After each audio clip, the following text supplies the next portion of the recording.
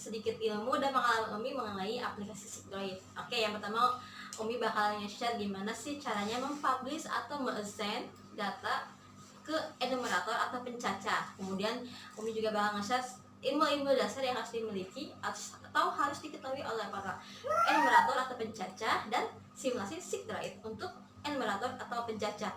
Lebih lengkapnya, lebih jelasnya kalian tonton video ini sampai akhir ya. Oke, terima kasih. See you. Oke, sekarang kita sudah ada di halaman utama dari website Sikdroid yang beralamat di 6pkh.kemsos.go.id. Kalau kalian mau login versi web, bisa lihat klik link di atas ya. Nah, ini dia tampilannya. Kita sebelumnya sudah membuat data dummy dari user sama passwordnya. Kita bikin akun Korkap. Ini dia. Di dalam akun Korkap itu terdapat beberapa menu yang sangat krusial yang sering kita pakai itu Korkap Musdes, Korkap Perval, sama User Management. Nah, kita bakal klik User Management, kita bakal lihat ada apa sih di dalamnya. Oke, di sini kita itu bisa menambahkan user baru, menghapus, membatalkan, mengaktifkan, dan lain-lain. Di sini kita udah buat data dummy juga, user enumerator atau pencacah. Di sini kita bisa harus memasukkan nick, nama, dan lain-lain ya sebelumnya. Kalau sudah selesai nanti bakal muncul. Biasanya setelah bikin user, kita harus menentukan lokasi sama grupnya. Itu masuk ke enumerator, supervisor, atau yang lain. Ini untuk lokasi. Kita juga bisa menambahkan beberapa lokasi di sini ya. Oke, seperti ini kita tambahkan lagi desanya. Kemudian untuk grup, sebelumnya kita bisa memilih yang lain, tapi karena ini kita gunakan untuk enumerator, kita pilih enumerator, maka akan masuk ke enumerator ya. Ini adalah informasi akun dari enumerator tersebut, dari password dan lain-lainnya. Dan ini merupakan user enumerator yang kedua yang kita bikin namanya, sudah kita tentukan lokasinya. Oke, kita langsung aja bakal publish playlist awalnya ke enumerator ya. Sebenarnya di sini ada beberapa cara untuk mappingnya, dari mulai publish sampai assign data to enum. Bedanya tuh kalau publish itu langsung menyeluruh, kalau enum tuh langsung per enumeratornya, jadi lebih mudah ke pencacah. Kita bakal langsung ke enum ya. Itu untuk klik publish yang sebelah kiri, yang sebelah kanannya itu to enum. Kita bakal menggunakan data to enumeratornya. Oke, kita klik aja. Setelah kita pilih datanya, kemudian kita pilih kita mau mappingnya ke siapa. Oh, kita bakal mapping ke enumerator test yang kedua misalnya, seperti itu. Oke, maka ini masih ada sisa satu lagi, kita juga bisa enum lagi ke enumerator yang lain sesuai data yang telah kita buat sebelumnya. Ini merupakan hasil dari verify yang sudah dilakukan oleh enumerator. Kita bisa menampilkannya di sini. Kita juga bisa approve, menolak dari hasil verify tersebut. Oke, seperti itu. Oke, setelah tadi kita dari akun Korkap, sekarang kita bakal langsung ke enumerator. Tapi sebelumnya kita bakal kasih informasi sedikit mengenai enumerator ini di Sikdroid ya. Buat kalian yang belum memiliki aplikasi, silahkan unduh di Play Store, cari Sikdroid, maka akan muncul tampilan beberapa pilihan. Kalian pilih yang Sikdroid Kementerian Sosial ya. Setelah kalian unduh, langsung install di handphone kalian masing-masing dan setujui permintaan perizinan yang muncul seperti itu.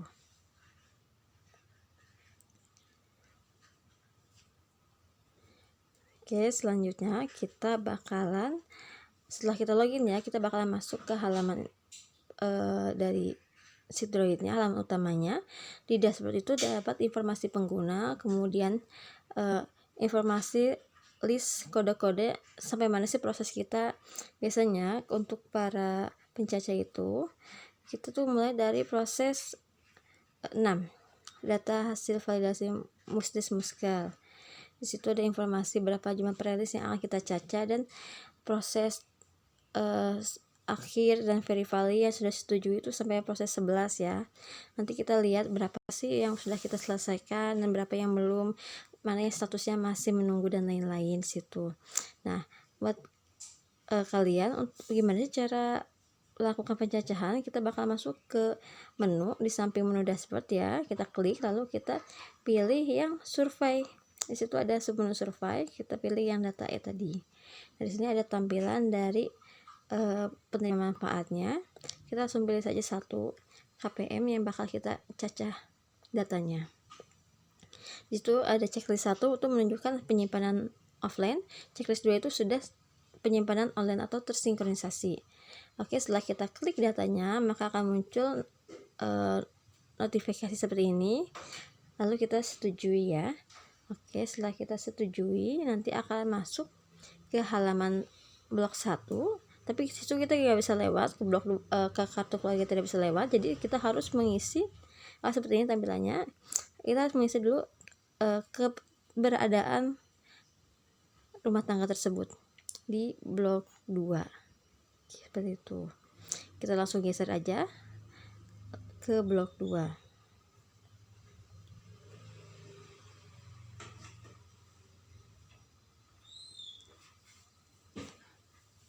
Dan ini dia tampilannya.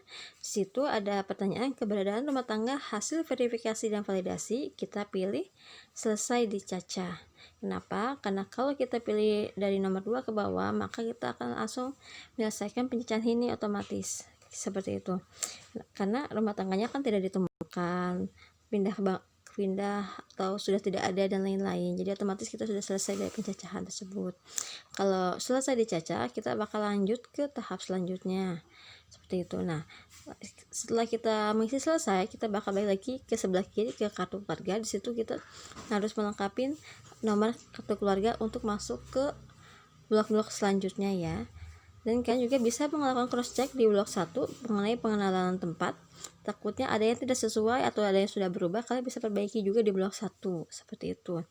Nah, kalau kita sudah memperbaiki 2 blok tersebut, silakan kita isi data-data yang diminta dari aplikasi tersebut.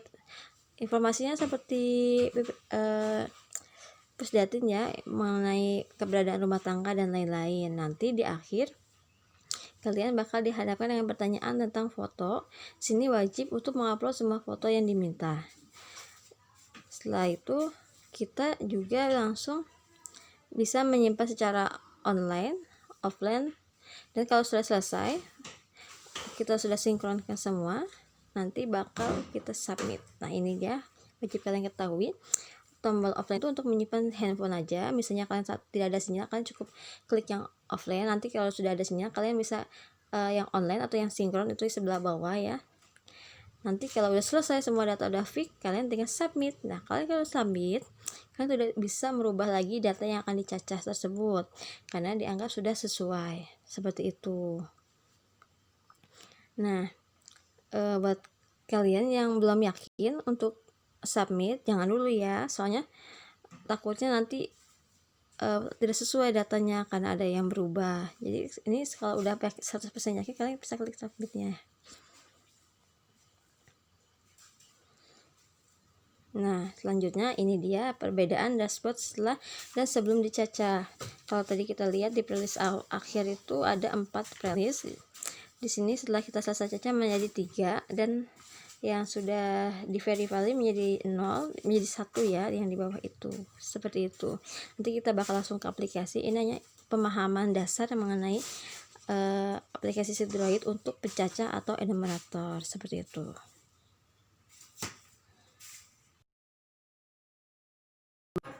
Oke, sekarang kita bakalan download aplikasi Droid. Buat yang belum, silahkan kalian bisa masuk ke Play Store di handphone kalian masing-masing ya. Kemudian kita cari Sig spasi Droid. Nah, disitu akan muncul beberapa pilihan. Kita pilih yang paling atas yaitu Sig Droid Kementerian Sosial Republik Indonesia. Kemudian kita klik install. Situ ada pilihannya. Nah, kita tunggu proses downloadnya ya. Nah, setelah selesai download, maka akan dilakukan instalasi. Nanti kalau selesai bakal muncul di tampilan di layar handphone kita ya. Oke, sekarang kita bakalan masuk ke aplikasi Sidroid yang udah tadi kita download. Ini merupakan data dummy yang kita gunakan. Oke, di sini ada dashboard, dimana yang warna kotak hijau itu, blok hijau itu merupakan informasi dari pencacah atau enumerator. Kemudian yang di bawah itu yang muskel dan verify itu merupakan histori perjalanan data yang kita cacah. Oke, kita bakalan masuk ke menu di Sidroid ya.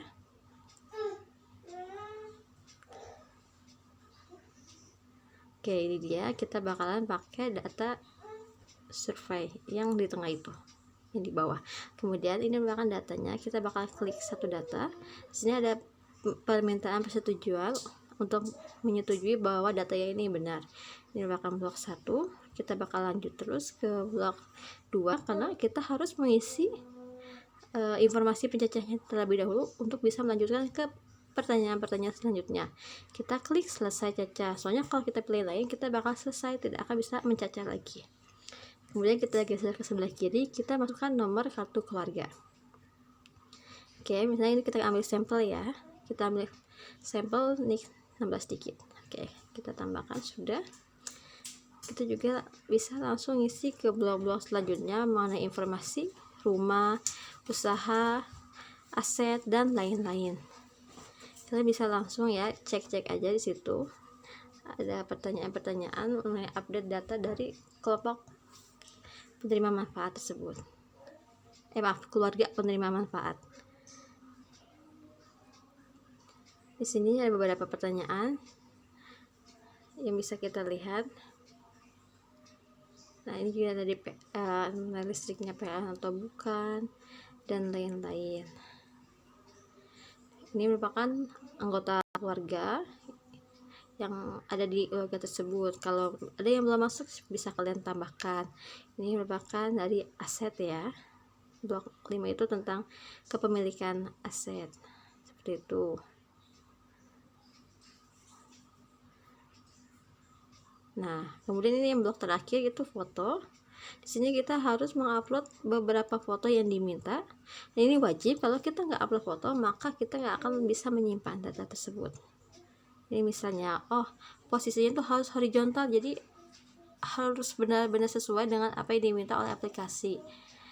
Nah, jangan lupa pastikan GPS di handphone kalian masing-masing itu harus nyala. Nah, tadi saya lupa belum nyalakan, ini udah nyala ya. Jadi nanti bakal muncul longitude dan longitude dari lokasi gitu. Kita harus masukkan semua foto yang diminta. Dan misalnya kalau di foto rumah itu harus horizontal, kita harus horizontal, tidak bisa vertikal seperti itu.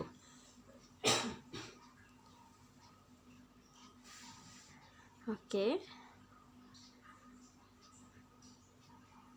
Nanti kita juga bakal ngasih tahu bagaimana cara menyimpan atau menyelesaikan proses pencacahan ini ya. Nanti ada di bagian akhir.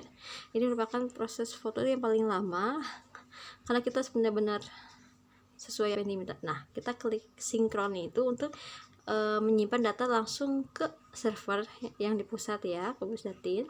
Ini otomatis langsung nyimpan di sana ya. Jadi kalian nggak usah khawatir kalau sinyalnya kalau hilang, kalian sudah tersimpan, jadi nggak akan hilang datanya seperti itu. Dan lihat di setiap foto itu ada checklist biru 2, berarti itu sudah tersinkronkan datanya.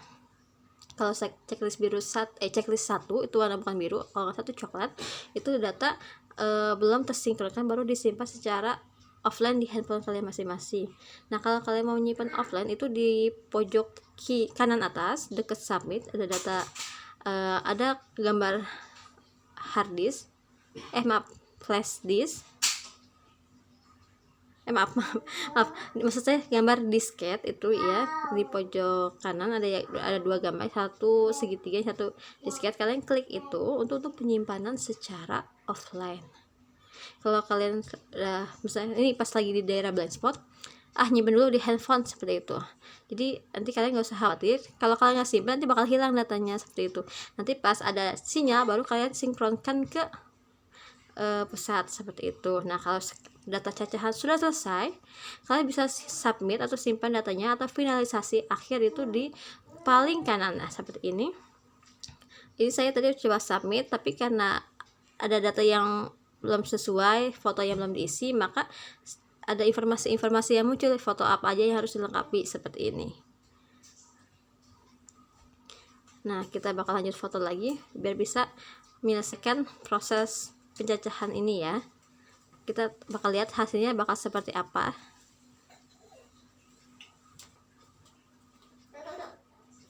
Oke.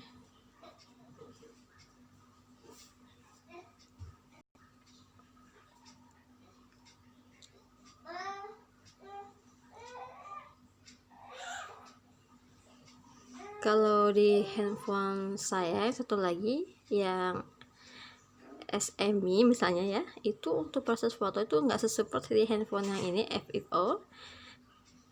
Sering muncul GPS longitude-nya juga muncul, cuma saat kita mau menyimpan gambar atau cekrek itu nggak langsung ke simpan, itu harus benar-benar foto tuh benar-benar sesuai, harus posisinya juga harus pas.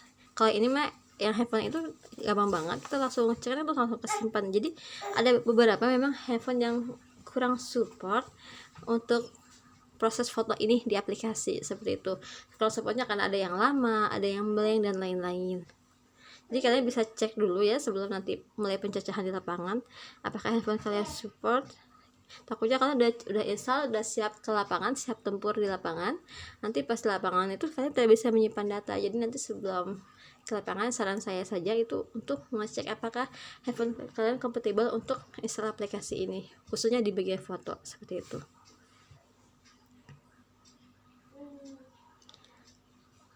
Oke, ini. Nah, kalian bisa lihat ya, di foto paling bawah itu masih checklist 1 kan, tadi kita menyimpan secara offline.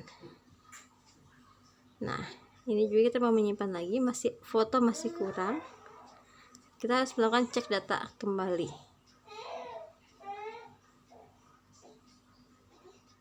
Nah.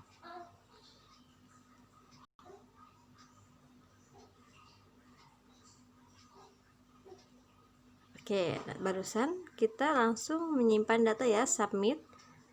Nah, kalau udah menyimpan data, kita bakalan masuk lagi.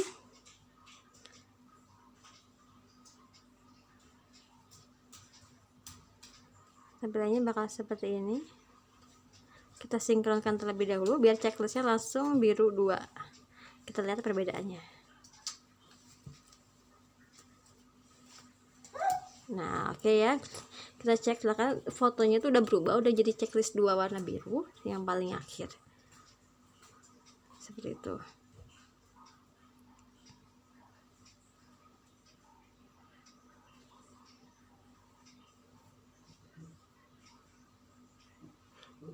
Nah, sekarang kita bakal submit konfirmasi finalisasi.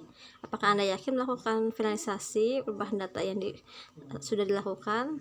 Oke, saya setuju. Maka statusnya akan berubah menjadi 11. Kalian bisa lihat di angka 9 itu berubah, yang tadi yang kita cacat datanya jadi 11.